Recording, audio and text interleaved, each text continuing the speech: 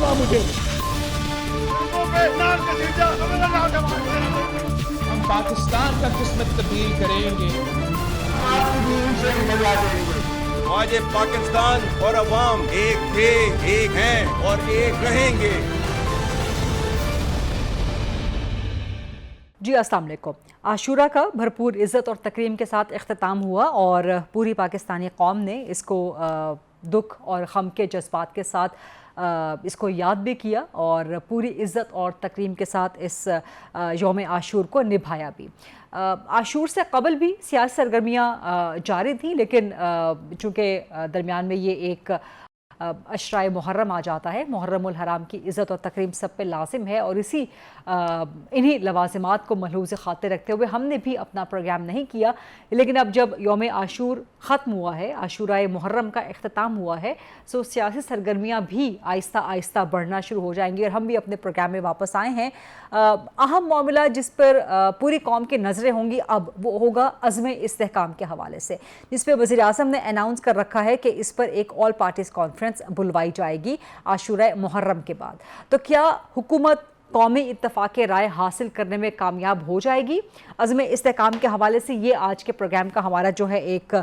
नुक्ता रहेगा डिस्कशन के हवाले से। इसके अलावा जो दीगर पॉलिटिकल एक्टिविटीज़ हैं, पॉलिटिकल डेवलपमेंट्स हैं हुकूमत के हवाले से, पाकिस्तान तहरीक इंसाफ के हवाले से, ख़ास तौर पे बानी PTI इमरान खान के हवाले से, क्या उनको रिहाई मिलती नज़र आती है या नहीं आती, या ये तवक्को रखी जाए कि आने वाले कई महीने या गालिबन कई साल इमरान खान जेल की सलाखों के पीछे ही गुजारेंगे? पाकिस्तान तहरीक इंसाफ हर नए केस पे, हर नई पेशी पे, हर केस की पेशी पे ये दावा करती नज़र आती है कि बस आज या कल, बस अगले हफ्ते इमरान खान रिहा हो जाएंगे, लेकिन ऐसा होता नज़र नहीं आता, मुमकिन नज़र नहीं आता। ख़ास तौर पे 9 मई के हवाले से अभी चंद रोज़ कबल, चंद हफ्ते कबल जो इमरान खान की ज़मानतें भी मनसूख हुई हैं जिन्ना हाउस के हवाले से, अस्करी टावर के हवाले से और 9 मई के दीगर मुक़ादमात में, तो ये वाज़े हो गया कि इमरान खान को अब रिलीफ मिलना मुमकिन नज़र नहीं आता। एक तो ये चीज़। दूसरा, हुकूमत किस तरह से डील करेगी पाकिस्तान तहरीक इंसाफ के साथ, ख़ास तौर पे अगर ऑल पार्टीज़ कॉन्फ्रेंस में शिरकत करते हैं पाकिस्तान तहरीक इंसाफ वाले, तो क्या इमरान खान के लिए एक नरमी का एलिमेंट क्रिएट हो सकता है हुकूमत की तरफ से भी, नून लीग की तरफ से प्राइमरली, और क्या एस्टैब्लिशमेंट की तरफ से भी? ये बड़ा अहम सवाल होगा। और इस सारे मंसरनामे में नवाज शरीफ कहाँ हैं? नवाज शरीफ क्यों मुसलसल गायब हैं? ना वो अज़्म इस्तेहकाम के हवाले से बात करते हैं, ना वो इमरान खान के हवाले से उतने जारहाना हैं जितने वो कभी हुआ करते थे, ना ही वो हुकूमत की नाकामियों पर या कामयाबियों पर कोई तबसरा करते हैं। बिल्कुल मंजर आम से गायब हैं, फोक फ्रंट पे बिल्कुल भी नहीं है। एक तरह से लगता है कि शायद उन्होंने बैक सीट संभाल ली है, बैक फुट पे वो चले गए हैं। तो ये बुनियादी तौर पे वो मामलात होंगे जिनको आज हम प्रोग्राम में डिबेट करेंगे। मेरे पास बड़ी ज़बरदस्त शख्सियात मौजूद हैं। हाफिज़ एहसान अहमद एडवोकेट साहब सीनियर माहिर कानून हैं, बड़ी ज़बरदस्त ये एक ग्रिप रखते हैं कानूनी उमूर पे और ऐसे केसेस पे ख़ास तौर पे जिनका एक पॉलिटिकल बैकग्राउंड भी हो। बाकी जो पैनल है हमारे साथ, उनका ताल्लुक सहाफ़त की फील्ड से है। हफीज़ुल नियाज़ी साहब सीनियर तज्ज़ियाकार हैं, सीनियर कॉलम निगार हैं। इरशाद आरिफ साहब सीनियर सहाफ़ी हैं, तज्ज़ियाकार हैं, प्रेसिडेंट हैं CBNE के। और आमिर खौरी साहब सीनियर सहाफ़ी हैं, तज्ज़ियाकार हैं और एडिटर हैं, द न्यूज़ के साथ मुंसलिक हैं। हफीज़ुल नियाज़ी साहब से पहला सवाल मैं आपसे करना चाहूँगी। इमरान खान को रिलीफ मिलता हुआ आप देख रहे हैं, उनकी रिहाई तो मुमकिन नहीं हो सकी अभी आशूर से कबल। उनकी चंद मुकदमात में जो कि अहम मुकदमात हैं 9 मई के हवाले से, वहाँ पे ज़मानतें उनकी जो है वो मनसूख कर दी गई। फिर 190 मिलियन पाउंड का केस है। पाकिस्तान तहरीक इंसाफ हर केस की हर पेशी पे बड़ी पुरुम्मीद होती है, लेकिन आपको लगता है कि इमरान खान के लिए कुछ आसानियाँ, कोई रिलीफ पैदा हो सकता है? मेरा नहीं ख्याल फरीदा कि कोई आसानियां पैदा हो सकती हैं। हमारा अपना एक 72 साल का पैटर्न बना हुआ है कौमी सियासत का, और ये 1951 से भी शुरू कर सकते हैं, 1953 से भी शुरू कर सकते हैं, आज तक चल रहा है। और उसके अंदर एक बात जो हतमी है वो ये है कि जब एस्टेब्लिशमेंट जो है वो किसी पे क्रॉस लगा लेती है तो फिर उसको मैंने आज तक दोबारा वापस इस तरह नहीं आते देखा। फिर एक पूरा प्रोसेस से निकलते हैं, आगे आते हैं, बढ़ते हैं। तो हफीज साहब आप कह रहे हैं या आप समझते हैं कि इमरान खान पर एस्टैब्लिशमेंट ने क्रॉस लगा दिया? आप ये समझते हैं, आप ये कह रहे हैं? क्रॉस लगा समझ नहीं गया, ये बात तय है। मतलब इसमें तो this is something writing on the wall इसके अंदर दो राय नहीं है कि इमरान खान साहब का क्रॉस लग गया है। बाकी जो है अतमाम हुज्जत के लिए जाहिर है कि मुकदमे भी चलेंगे, अतमाम हुज्जत के लिए कुछ मुकदमात में सजाएं आएंगी, और ये वो उसके जिसको कहने थे कि रिवर्स इंजीनियरिंग के साथ ये काम होते हैं कि आपने एक इलेक्शन में नवाज शरीफ को नहीं आने देना, फिर रिवर्स इंजीनियरिंग होगी, आपने इमरान खान साहब को नहीं आने देना, फिर रिवर्स इंजीनियरिंग होगी, आपने इन पे क्रॉस लगाना है, फिर रिवर्स इंजीनियरिंग होती है कि उस क्रॉस लगाने के बाद क्या पनामा लाया जाए, पनामा को कैसे चलाया जाए, जेडी बनाई जाए, ब्लैक लॉट डिक्शनरी निकाली जाए, 10 जल्दें बनाई जाए, ये रिवर्स में आता है। मैंने कभी ये नहीं देखा कि पहले चीजें प्रोसेस में चल रही हो और एक नए केसेस दो, फिर वो मंत्री एग्जाम पे पहुंचे, फिर उनके बाद उनको निकाल दिया जाए। तो ये वो जिसको कहना चाहिए कि एक अरसे से हम भुगत रहे हैं, झील रहे हैं, अब तो ये पाकिस्तानी कौम को आदत के तौर पर अपना लेना चाहिए, क्योंकि आपके पास चॉइस को है नहीं। मेरा ख्याल है, लेकिन इसको कंफर्म या रिकन्फर्म कर लेते हैं। इरशाद आरिफ साहब शायद आपसे डिसएग्री करें। इरशाद साहब, क्या आप भी समझते हैं कि इमरान खान पे एस्टैब्लिशमेंट ने क्रॉस लगा दिया है और ये अब हतमी एंड लॉन्ग टर्म क्रॉस है? देखिए, मेरे पास कोई ऐसी मालूमात तो नहीं है, मुमकिन है नियाज़ी साहब के पास ज़्यादा हूँ, लेकिन ये माजी में हम देखते रहे हैं, ऐसा होता रहा है, और लेकिन ये भी हम देखते रहे कि वो क्रॉस लगता भी है और क्रॉस हट भी जाता है। मियां नवाज शरीफ साहब पे क्रॉस लगा, उनको जलावतन किया गया 2 बार, और पहली बार वो वापस आए, उसके बाद वो वज़ीर आज़म भी बने, अब भी किसी वक्त वज़ीर आज़म बन सकते हैं। उनकी पार्टी तो इक़्तिदार में आ चुकी है। बेनज़ीर भुट्टो साहबा पर भी हम एक दफ़ा सुना करते थे, लेकिन उसके बाद वो आके दोबारा वज़ीर आज़म बनी, तीसरी दफ़ा भी वो वज़ीर आज़म बनने ही आई थी, लेकिन ज़िंदगी ने वफा नहीं की और वो शहीद हो गई। तो ये क्रॉस तो हमारे यहाँ लगते चले आ रहे हैं, लेकिन जो असल हमें सोचने की बात यह है कि इस सूरत हाल से मुल्क को क्या फ़ायदा हुआ है। क्या पाकिस्तान में जमहूरियत मजबूत हुई है, पाकिस्तान की इकानमी बेहतर हुई है, पाकिस्तान की गवर्नेंस जो है वो बड़ी मिसाली बन गई है। पाकिस्तान तो आज हालत ये है कि वज़ीर आज़म शहबाज शरीफ साहब कहते हैं कि हमने बड़ी मुश्किल से रियासत को बचाया है, रियासत डूबने लगी थी, डिफ़ॉल्ट करने लगी थी, और अब भी वो कहते हैं कि ये बसाओ का एक आध दफ़ा हमने कहा कि हमारे पास तो जहर खाने के पैसे नहीं है। ये जो बजट आया है ये क्लासिकल मिसाल है हमारे जो माशी बदहाली की है, और जिसके नतीजे में, इस बजट के नतीजे में मज़ीद माशी बदहाली बढ़ेगी, अवाम के मसाइल बढ़ेंगे, और अवाम को मालूम होगा कि हम माशी तौर पर कहाँ खड़े हैं, और इसका सबब वो सियासी अदम इस्तेकाम है जो ऐसे इक़दामात से जन्म लेता है, और सियासी अदम इस्तेकाम के साथ साथ गवर्नेंस ख़राब होती है, और उसका नतीजा कौम को भी भुगतना पड़ता है, अवाम को भुगतना पड़ता है, और रियासत भी भुगत रही है। अदम इस्तेकाम की आपने बात की, तो इसी से मिला जुला, इसी से रिदमिक अज़म इस्तेकाम, उस पर आगे चल के बात करेंगे, बट ये जो डिबेट चल रही है इसी पे आमिर गौहर साहब, I would like to have your 2 cents. आप भी समझते हैं एस्टैब्लिशमेंट ने इमरान खान पे क्रॉस लगा दिया है, ये कुल वक्ती है, जुज़ वक्ती है, लॉन्ग टर्म है, शॉर्ट टर्म है, मिड टर्म है? गीता, अगर मैं दोनों जो पहलू हैं जिसके ऊपर बात कर रही हैं उसका जिक्र कर सकूं। देखें, आपने अपने इंट्रो में जो लफ्ज़ इस्तेमाल किया वो तो मुझे तकरीबन इस वक्त भूल गया, लेकिन रियायत की बात कर रही है इमरान खान के लिए। सवाल ये है कि इमरान खान ने अगर कोई ऐसी जो हैं गलतियां की हैं या गैर कानूनी हरकतें की हैं जिस पे उन्हें सज़ा मिलनी चाहिए, तो फिर तो रियायत का सवाल ही पैदा नहीं होता। लेकिन अगर फ़र्ज़ हम ये समझते हैं कि उनको रियायत चाहिए, तो फिर इसका मतलब है कि ये सारा प्रोसेस है जिसकी तरफ बड़े ज़बरदस्त तरीके से हफीज़ ने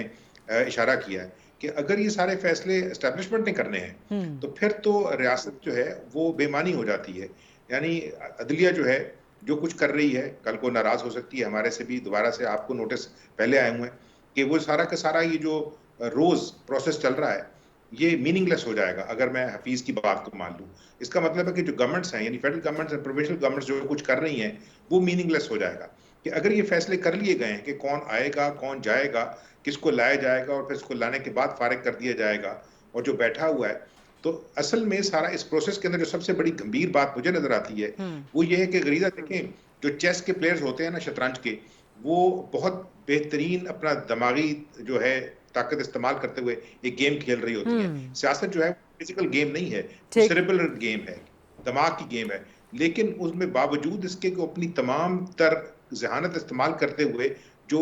मोहरे चल रहे होते हैं उनमें से एक पार्टी बहरहाल शिकस्त की तरफ बढ़ रही होती है। तो सवाल ये है कि अब एक ऐसे वक्त में जबकि पॉलिटिक्स में सारी जो मेजर पॉलिटिकल पार्टीज हैं वो किसी न किसी वजह से उनका अब जो ग्रज है वो रावलपिंडी के साथ है, इमरान खान की पार्टी का, नवाज शरीफ की पार्टी, उससे पहले पीपल्स पार्टी का, ठीक है ना। और जो छोटी पार्टीज हैं उनके अंदर वो चाहे अगर फर्ज किया उनके पास 17 मतलब सीटें हैं प्रोविंशियल और नेशनल असेंबली में, या 7 हैं या 5 हैं, वो बलोच जो हैं जमातें हैं या पश्तून जमातें हैं, तो ये इजहार, ये इस चीज को सोचना पड़ेगा एस्टेब्लिशमेंट को कि क्या उन्होंने अपने आप को सियासी तौर पे चेकमेट तो नहीं करवा लिया, ऐसी जगह पे तो नहीं आ खड़े हुई जिस वहां उनको पीछे हटना पड़ेगा, और ये कोई अच्छी सूरत हाल नहीं होगी। और मेरा अपना ख्याल है कि पाकिस्तान देखे ना, अगर हुकूमत ये बात करे कि ये बजट हमारा बजट नहीं है, IMF ने बना के दिया था हमने, तो IMF की तो हो सकता है कि कहीं ना कहीं पे ये नियत हो कि पाकिस्तान के अंदर जो मुक्तदरा है उसका जो चैलेंज है वो सिस्टम के अंदर नहीं है, वो स्ट्रीट के ऊपर है। तो खुदा न खास्ता कर अगर ये चैलेंज स्ट्रीट पे बाहर आ गया तो फिर उसको कौन संभालेगा, ये सोचना उनका काम है जो अपने आप को समझते हैं कि वो पावर उनके पास है। Interesting point. ये तमाम बाकी 3 लोग, हाफिज एहसान साहब, ये इनका सहाफ़त से बड़ा गहरा ताल्लुक है, सियासत पे बड़ी गहरी नज़र होती है, लेकिन आपकी कानून के मामलात पे तो ये सहाफ़ती सियासी मामलात पे गहरी नज़र के हवाले से इन्होंने अपनी अपनी राय दे दी कि क्या इमरान खान पे एस्टैब्लिशमेंट का क्रॉस लग चुका कि नहीं लग चुका। आप कानूनी उमूर को सामने रखते हुए आप समझते हैं कि कोई क्रॉस लग चुका है इमरान खान पे? बिस्मिल्लाहिर्रहमानिर्रहीम। गरीदा, जब आज हम बात कर रहे हैं तो मेरा ख्याल ये है कि एक होती है थ्योरी और एक होता है प्रैक्टिकल। और अगर हम करनी चाहिए तो पाकिस्तान का जो ग्राउंड रियलिटी है या जो प्रैक्टिकल, अगर उस आपको देखेंगे तो फिर आप उस एनालिसिस के अंदर जाएंगे कि जिसकी तरफ आपने इशारा किया है, या हफीज़ साहब ने इशारा किया है, या इरशाद साहब ने इशारा किया है, या गौरी साहब ने इशारा किया। इसके अंदर अगर पाकिस्तान का जो इस्टेब्लिशमेंट का रोल जहाँ से शुरू होता है, उसके 4 मेजर कंपोनेंट से जहाँ से आया। एक वो है कि जो जनरल अयूब खान आए, कैबिनेट के अंदर आए और उसके अंदर मार्शल लगा। उसके बाद दूसरा जो है कि जब जनरल ज़ियाउल हक आए, जब मूवमेंट चल रही थी इसकी 9 सितारों वाली, और वो सारा उसके अंदर था। तीसरा वो आया कि जब जनरल मुशर्रफ का मामला आया और मियाँ नवाज शरीफ साहब का आया। और चौथी स्टेज जो है जो आपकी अप्रैल 22 के अंदर आई है कि जिसके अंदर आपने देखा कि एक रिजीम चेंज का आया। अगर चारों के ऊपर आप लिस्ट लेके जाए तो अगर हमारी पॉलिटिकल क्लास जो है वो मैच्योरिटी का मुजाहरा करती तो नंबर 1 ये है कि जनरल अयूब को अपॉर्चुनिटी नहीं मिलनी थी, चूँकि इनकी आपस के अंदर टग ऑफ वॉर थी। किस तरह प्राइम मिनिस्टर बदले, किस तरह कॉन्स्टिट्यूट असेंबली ने काम नहीं किया, किस तरह जो है वो आगे जाके जो है एक गवर्नर जनरल जो है वो एक ब्यूरोक्रेट की तरफ जा गया, और अल्टीमेटली अपॉर्चुनिटी जो है वो आपने बुला के दी और वो काम चला। यानी कि आप कह रहे हैं कि कोई गलती एस्टैब्लिशमेंट के नहीं है, पॉलिटिशियंस हैव बीन, नहीं, civilians have been hand in glove. मैं इसलिए कह रहा हूं गुरेदा कि चीजों को अवॉइड किया जा सकता था। दूसरा, अगर जुल्फकार अली भुट्टो साहब वाला मामला देखें तो अगर ये पॉलिटिकल पार्टीज का कंसेंसस हो जाता वक्त से पहले उस चीज के अंदर, तो शायद वो नौबत ना आती जिसकी तरफ हम 77 की तरफ गए। तीसरा ये था कि जो जनरल मुशर्रफ वाला मामला जो आया 99 के अंदर, अगर वो मामला एमिकेबली रिजॉल्व कर लिया जाता है या उस ट्रैक रिकॉर्ड के अंदर ना आया जाता कि आप आर्मी चीफ को सैक ना करते, तो शायद वो मामला ना आता। और चौथी चीज़ ये है कि जब आप पाकिस्तान के पॉलिटिकल प्रोसेस के अंदर जाएं कि जब आपकी नंबर गेम्स वाली बात है और उस नंबर्स गेम्स के अंदर एज ए प्राइम मिनिस्टर वो नंबर्स गेम मैजिक फिगर जो है 172 का जो है वो आप नहीं कर सकते, तो अगर फॉर्मर प्राइम मिनिस्टर इसको अवॉइड करके ऑपोजिशन के अंदर बैठ जाते तो ना ये क्रॉस वाली बात आनी थी और ना ही इस तरह जो इस वक्त मुल्क के अंदर टर्माइल आया हुआ है और एक पॉलिटिकल अनसर्टेनिटी आई हुई है उसको अवॉइड किया जा सकता पॉलिटिकल अनसर्टेनिटी है। नहीं, डेफिनेटली है ना। आप इससे खरीदा आंख बंद तो नहीं कर सकते ना। आप ये देखें कि पाकिस्तान की इसमें नो डाउट सिर्फ एक जमात को शिकायत नहीं है क्या? नहीं, देखे ना कि बाकी पॉलिटिकल पार्टीज भी तो वो ये है कि पाकिस्तान के अंदर जब भी कोई मामला आया है कोई ना कोई एक मेजर पॉलिटिकल पार्टीज को शिकायत होती है। कभी आपने देखा कि पीपल्स पार्टी को आई, कभी आपने देखा कि PMLN को आई, अगर वो मुफ्ती महमूद साहब के दौर के अंदर आई, और अब PTI जो है, आप इसे ये तो नहीं कह सकते कि पाकिस्तान की एक बड़ी पॉलिटिकल पार्टी है, लेकिन ये है कि जिसके अंदर मेजॉरिटी का मुजाहरा करना चाहिए था एज ए पॉलिटिकल लीडर के तौर पे। लेकिन इमरान खान को जो कानूनी मुश्किलात हैं, कभी रिलीफ मिलता है, कभी तकलीफ मिल जाती है, इन चीजों को सामने रखते हुए आप समझते हैं कि जो ऑन एंड ऑफ मामला है उन पे कोई क्रॉस लग चुका है या ये इस वक्त उनका एक पॉलिटिकल प्रोसेस का हिस्सा है? के तौर पे देखूं तो एक तो इसका ऑप्शन ये है कि जब भी आप गवर्नमेंट से बाहर निकलते हैं और आप सर्टेन चीज़ों के अंदर जाके कन्फ्रंटेशन करते हैं तो उसका एक रिएक्शन आता है। अब उस रिएक्शन के अंदर कई तरह के केसेस आते हैं, चाहे वो इन पे आए या पिछले प्राइम मिनिस्टर पे आए थे या उससे पहले जुल्फकार अली भुट्टो साहब पे भी आए थे, लेकिन उसको एक लड़ने का तरीका है। अगर आप इन तीनों केसेस के अंदर देखें तो जुल्फकार अली भुट्टो साहब का केस जिस तरह लड़ा जाना चाहिए था उस तरह नहीं लड़ा गया, और उसका कॉन्सिक्वेंस ये निकला कि आपका एक फोरम मिस हुआ, आप हाई कोर्ट के अंदर गए, बायस आया और अभी सुप्रीम कोर्ट ने उसको रेक्टिफाई करने की कोशिश की है। दूसरा जो मामला है, जो अभी वाला मामला उसके अंदर है, उसके अंदर ये है कि हमने अब एक नैरेटिव पिछले 10-12 साल से बना लिया है कि हमने हर केस को जो है वो एंटी नैरेटिव के तौर पर लेके चलना है कि अगर हमारी फेवर के अंदर फैसला आएगा तो हम कहेंगे कॉन्स्टिट्यूशन भी ठीक है। ये कभी भी इस तरह नहीं हुआ कि आप एज ए पॉलिटिकल पार्टी कहें कि पाकिस्तान का चीफ जस्टिस भी ठीक नहीं है, इस्लामाबाद हाई कोर्ट का चीफ जस्टिस भी ठीक नहीं है, जुडिशरी के अंदर आप डिवीजन उसके अंदर डाल दें, एस्टैब्लिशमेंट के वक्त आप हर वक्त कन्फ्रंटेशन का निशाना बनाएं, पॉलिटिकल पार्टी से आप निगोशिएशंस न करें जो आपकी ग्राउंड रियलिटी है, और उसके बाद आप ये कहें कि नहीं जी मैं ही उस काम को आगे लेके चलूंगा। तो इन चीजों के अंदर एज ए पॉलिटिकल पार्टी या पॉलिटिकल लीडर के तौर पर जितनी देर नहीं आएंगे तो फिर ये तो बात हकीकत है ना कि अगर आप मुझे स्पेस नहीं देंगे as a political party, as institution recognise नहीं करेंगे तो फिर आपकी स्पेस तो कम होती जाएगी ना, और यही वो हो रहा है। Interesting point. प्रोग्राम में एक ब्रेक का वक्त हुआ है, let's take a short quick break, उसके बाद वापस आते हैं, डिबेट को यहीं से कंटिन्यू करते हैं। जी welcome back after the break. Irshad Arif Sahab, आपसे मैं ये सवाल करना चाहूंगी, इस सारे मंजरनामे में नवाज शरीफ क्या है कि नवाज शरीफ की एब्सेंस आपको खटकती है? देखिए, नवाज शरीफ साहब, हमारा यही ख्याल था कि नवाज शरीफ साहब को जब लाया जा रहा है वो वज़ीर आज़म के तौर पर इक़्तिदार संभालने के बाद मामलात को ठीक करने की कोशिश करेंगे, इसलिए कि उनका जो तजर्बा है, उनके जो एक पार्टी की सतह पर या अवाम की सतह पर मकबूलियत है, वो मद्दे मुकाबिल इमरान खान के अगर हकीकी तौर पर सियासी तौर पर कोई हैं तो वो नवाज शरीफ साहब हो रहे हैं ही हो सकते हैं। लेकिन उनको किस तरीके से पीछे धकेला गया, क्यों वो इक़्तिदार में नहीं आ सके, उन्हें किस तरह खुद अपनी पार्टी ने डिच किया या कहीं और से वो डिच हुए, तो उसके बाद नवाज शरीफ साहब की अदम मौजूदगी जो है वो सिर्फ मुस्लिम लीग का ही नुकसान नहीं है, बल्कि एक जो सिस्टम हमारे यहाँ चल रहा है उसको जमहूरी कहें या मिला जुला सिस्टम, हाइब्रिड सिस्टम के हैं, उसका भी नुकसान हुआ है। क्योंकि शहबाज शरीफ साहब जो हैं ना तो वो पॉपुलर शख्सियत हैं, ना उनकी पार्टी पर कोई किसी किस्म की गिरफ्त है, बल्कि पार्टी में तो वो कोई इतना ज़्यादा पसंदीदा शख्सियत भी नहीं है, उनके मुकाबले में मरीम नवाज साहब ज़्यादा पसंदीदा शख्सियत हैं, मकबूल शख्सियत हैं। तो उसकी वजह से मामलात, जो गवर्नेंस के मामलात हैं वो बेहतर नहीं हो पा रहे, और मामलात, मैं तो यही कहूँगा, शायद मेरे दोस्त इससे इत्तेफाक न करें, कि जो अदम इस्तेहकाम है उसकी एक बड़ी वजह ये भी मुझे नज़र आती है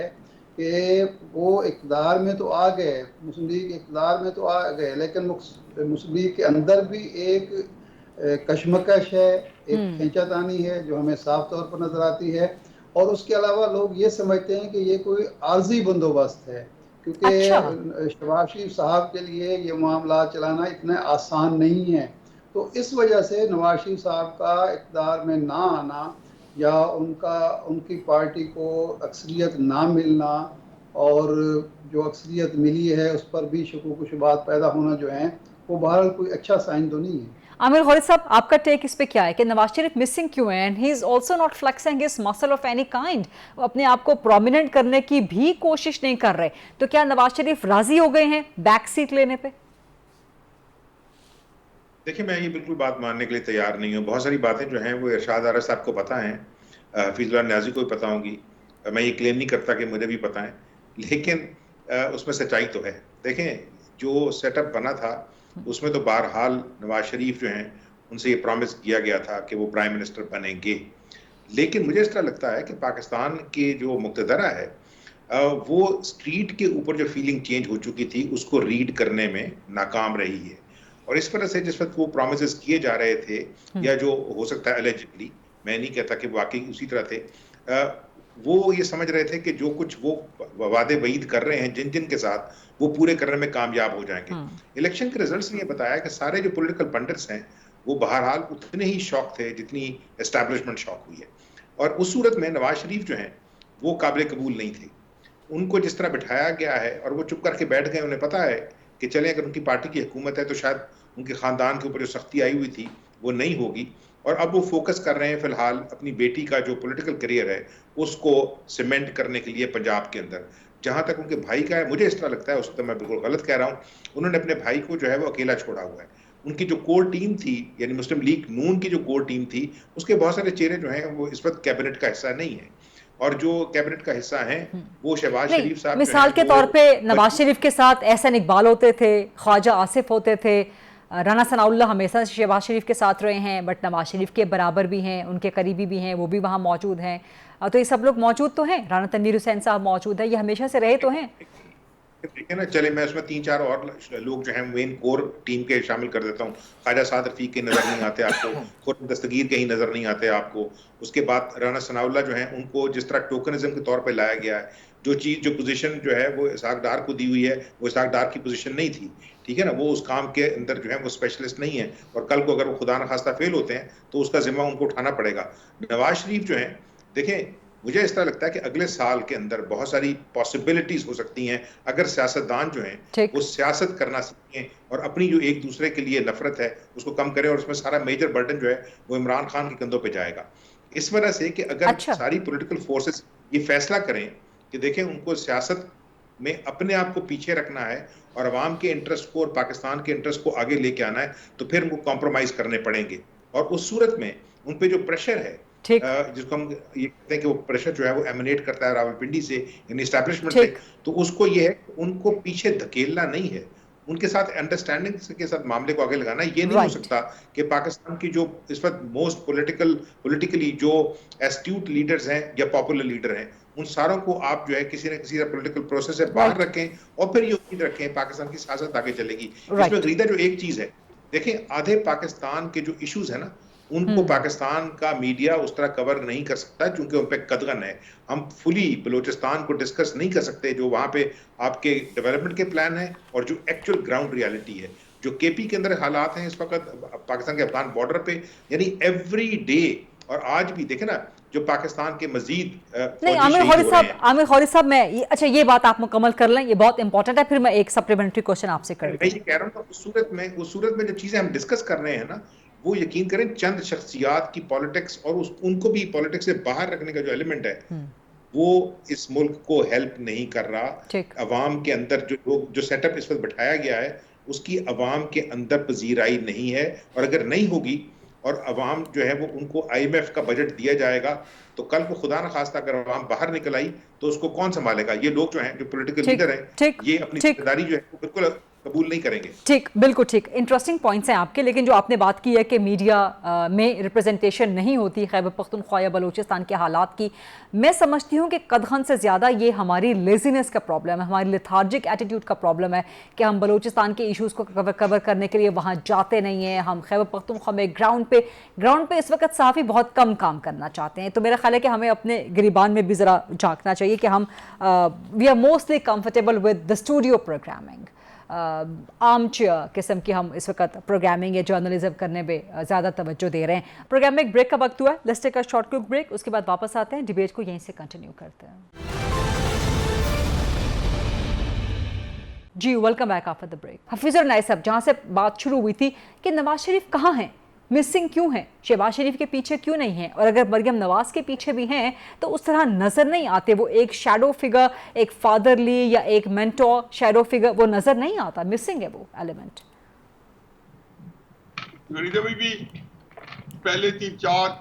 जो है जिसको कहना चाहिए कि आप गाइडिंग प्रिंसिपल या एक रहनुमा असूल जो है वो सामने रखे पाकिस्तान की सियासत।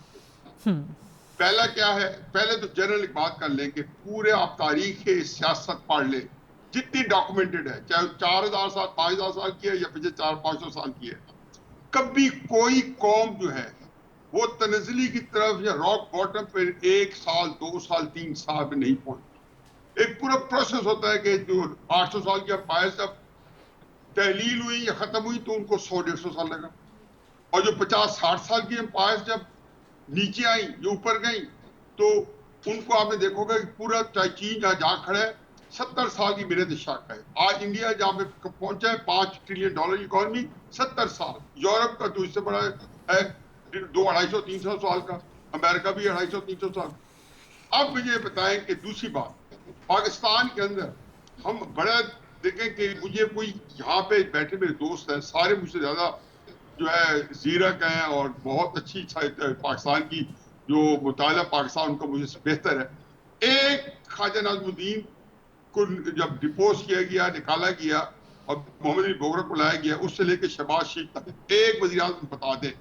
29 के करीब बने होंगे, इसमें केयर टेकर 30 के करीब, एक केयर टेकर भी मिला ले जिसको एस्टेब्लिशमेंट की मर्जी के बगैर आया हो या एस्टेब्लिशमेंट ना लाई। एक बता दें मुझे नाम के जुल्फ़िकार अली भुट्टो थे जी, इमरान खान थे जी, उनको एस्टेब्लिशमेंट नहीं लाई, या जिसको निकालना चाहे हो तो निकाले नहीं गए। फिर ये बात हम सारे करेंगे जी बिल आखिर आ गए। भाई बिल आखिर तो आना होता है लेकिन प्रोसेस के बाद आए, और उसके बाद कितनी नाक की लकीरें किसी की निकलवाई गई, नहीं निकलवाई गई, ये भी उसका आपका हिस्सा है। तीसरी बात यह है कि खुशहाली, भाई सियासियत में से काम जो है उसकी कोख से सारों जन्म लिया है। ये जो मौजूदा आज हम जिस जगह खड़े हैं इसमें तो इमरान खान पार्टनर क्राइम था।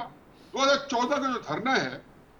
जिसके बाद हमने एक बहुत बड़े प्रोजेक्ट शुरू करने थे, $450 बिलियन के प्रोजेक्ट थे जो चाइनीज फॉरेन मिनिस्टर ने जनवरी 2021 में ईरानियन फॉरेन मिनिस्टर के साथ जाके ईरान में दस्तखत किए, और ईरानियन फॉरेन मिनिस्टर कौन सा सरकार से कमेंट दिया था कि हम जो है किसी के दबाव पे सी पैक नहीं बंद करेंगे। आपने बंद कर दिया, आपने आते ही कहा 2018 में, क्योंकि उसी के लिए 2014 के धरने शुरू हुए थे, पाकिस्तान को डिस्टेबलाइज किया गया था, एक टग ऑफ वार वो भी चल रही इंटरनेशनल उस पर। देखिए ये सारी चीजें आप किस किस को इनकॉर्पोरेट क्या करेंगे, लेकिन जो बात सिंपल सी बात यह है कि आप इमरान खान साहब जो हैं इन्हीं का केस स्टडी कर लें, क्योंकि इस वक्त पाकिस्तान के अंदर सियासत के अंदर वो भरपूर उनका किरदार है, सियासत में गिरफ्त में है। लेकिन मुझे बता दें कि ये एक नैरेटिव लेके निकले जिसमें इनको लोगों ने इनको बहुत ही तालियां बजाई, आगे लेके चले, और उन्होंने बाजवा साहब को गद्दार डिक्लेयर किया, पाकिस्तान के एस्टेब्लिशमेंट जो है उनको आड़े हाथों लिया, और एक पूरी उनके दरमियान में एक टग ऑफ वार चल पड़ी। तो ये सितंबर 2022 में बाजवा साहब को जो 2 मुलाकातें मुनाजात के मिनटों के तरलों के साथ की, वो क्यों की,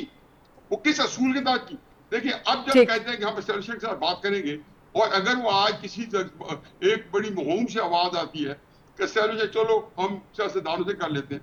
देखिए तो वो क्या है, इसका मतलब ये है कि उनको अभी एस्टेब्लिशमेंट इमरान खान साहब का चली है और फर्ज को मामला दुरुस्त। हफीज साहब, मामला तय हो जाएगा। हफीज साहब इमरान खान के हवाले से मजीद सवालात भी करते हैं, लेकिन मेरा जो बुनियादी सवाल था कि नवाज शरीफ कहाँ हैं, मिसिंग क्यों हैं इस वक्त सियासी मंजरनामे से आपके नजदीक? वो तो देखेंगे हालात की अपनी डिक्टेशन होती है। वो नवाज शरीफ का चॉइस क्या है? एक इलेक्शन जो था जिसको एस्टेब्लिशमेंट ने मैनिपुलेट करना था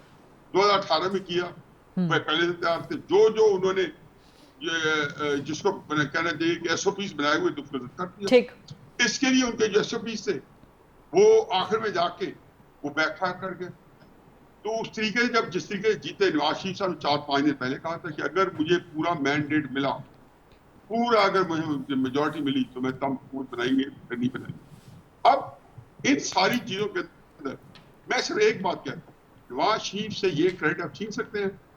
कि 20 अप्रैल गुजरांवाला में जो तकरीर की थी नवाज शरीफ ने क्या कहा था?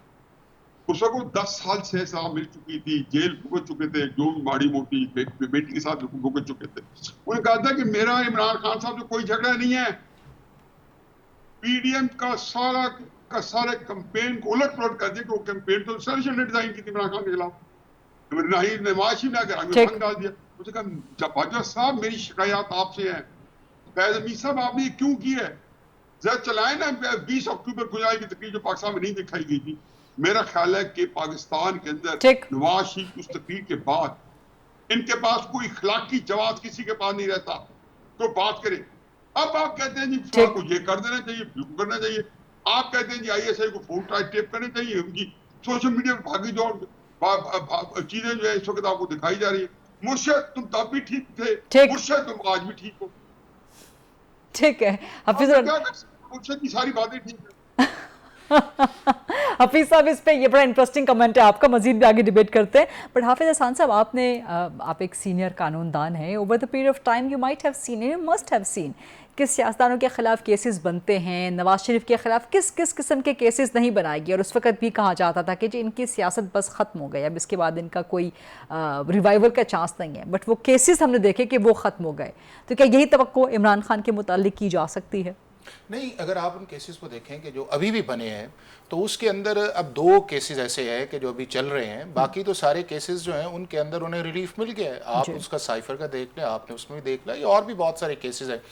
एक चीज़ और है बड़ी इंटरेस्टिंग, अगर इस सारी आप हिस्ट्री को एनालाइज करें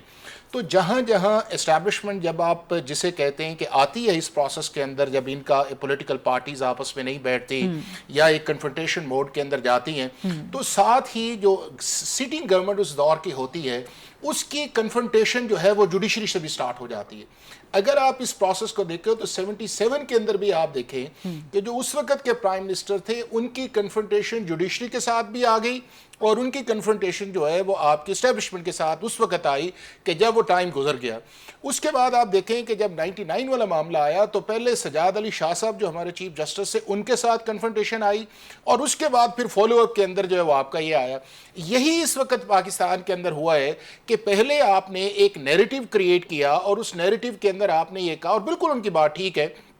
कि अगर आप एस्टैब्लिशमेंट के कंधों पे आते हैं और उसके उस सारे प्रोसेस का हिस्सा होते हैं, तो फिर जब आप उससे निकाले जाते हैं या कुछ ऐसी चीजें आपकी कन्फ्रंटेशंस के अंदर जाती हैं, तो फिर ये नहीं आप कह सकते कि जी मैं उस वक्त जो है बड़ा रूल ऑफ लॉ या कॉन्स्टिट्यूशनल सुप्रीमेसी। इस वक्त आपको सिचुएशन थोड़ी सी मुख्तलिफ नजर नहीं आती कि हुकूमत और एस्टैब्लिशमेंट एक पेज पे नजर आते हैं और कन्फ्रंटेशन इन दोनों फरीकैन की कहीं ना कहीं अदलिया के साथ नजर आती है। अभी हफीजुल्लाह साहब ने जिक्र किया उस चीज़ के अंदर है, तो अगर 20 अक्टूबर वाली मियाँ साहब की तकरीर देखें तो उनका ड्रेस भी आर्मी चीफ ही था, और अभी भी आप जो हमारे फॉर्मर प्राइम मिनिस्टर है उनका ड्रेस भी अभी भी आर्मी चीफ ही है। यानी कि बात यह है कि हमारी पॉलिटिकल पार्टीज के अंदर जो लीडर्स के अंदर मेजॉरिटी आनी चाहिए थी, मेजॉरिटी इस मामले के अंदर, कि अपने इश्यूज को बैठ, अगर आप देखें फर्ज किया इस पे आ जाते हैं कि ये जो मई के अंदर अप्रैल के अंदर आया, अगर वोट ऑफ नो कॉन्फिडेंस आ गई थी, और ये सारे दोस्त इस पे करेंगे कि उस वक्त पीटीआई का जो पॉलिटिकल आपका पब्लिक के अंदर एक पेनिट्रेशन थी वो उस लेवल के अंदर नहीं थी कि जिस लेवल के अंदर उसके बाद बनी। या ये है कि अगर वो इलेक्शन मोड के अंदर चले जाते तो शायद वो सीट्स ना ले सकते जो उसके बाद एक आया। लेकिन उसके अंदर आप ये देख लें कि बजाय उस चीज के अंदर के उस पॉलिटिकल प्रोसेस के अंदर जो है एक नंबर्स गेम है, चाहे आपकी एमक्यूएम है या और भी अलाइड पार्टीज हैं, अगर किसी के कहने के ऊपर उन्होंने ज्वाइन किया था तो अगर वो साइड पे हट गई हैं तो उसका मतलब ये नहीं है कि आप उस लेवल का टारगेट करें कि जी मैं सिस्टम को ही नहीं चलने देता। और वही सिस्टम को ना चलने वाली बात जब आई तो उसके अंदर आपने देखा कि एक तरफ ये है कि आपने पाकिस्तान की एस्टैब्लिशमेंट को लताड़ा, पाकिस्तान की जुडिशरी को उसके अंदर किया, और अभी भी आपका जो मुतमई नजर इस चीज के अंदर है कि पाकिस्तान की एस्टेब्लिशमेंट जो है वो करे। अभी आपने अगर इस सारे प्रोसेस को इंडू करना, और जिन कंट्रीज का इन्होंने रेफरेंस भी किया है, 3 चीजें गरीदा बड़ी मस्ट अब है। गवर्नेंस, इसके अंदर अभी कोई कंप्रोमाइज नहीं है, आपका इकोनॉमिक्स इसके अंदर, प्लस सोशल जस्टिस, और तीसरा आपका 15 से 20 साल का एक वे फॉरवर्ड के क्या पाकिस्तान की पॉलिटिकल पार्टीज ने एस्टैब्लिशमेंट के कंधों पे चल के इस मुल्क को चलाना है या खुद चलाना है। और अगर खुद चलाना है तो इनको आपस में स्पेस दे के एक दूसरे को मौका देना चाहिए और अपनी पॉलिटिकल वैल्यूज को और कन्वेंशंस को स्ट्रेंथन करना चाहिए। टाइम बिल्कुल खत्म हो चुका है। Thank you very much for your points. Hafiz Hassan Ahmed advocate साहब, आमिर खौरी साहब, इरशाद आरिफ साहब, हफीजुल्लाह नाई साहब, आप सबका भी बहुत बहुत शुक्रिया। ये था आज का प्रोग्राम। आई सी यू इंशाल्लाह on Monday 8 o'clock on GTV। Allah Hafiz.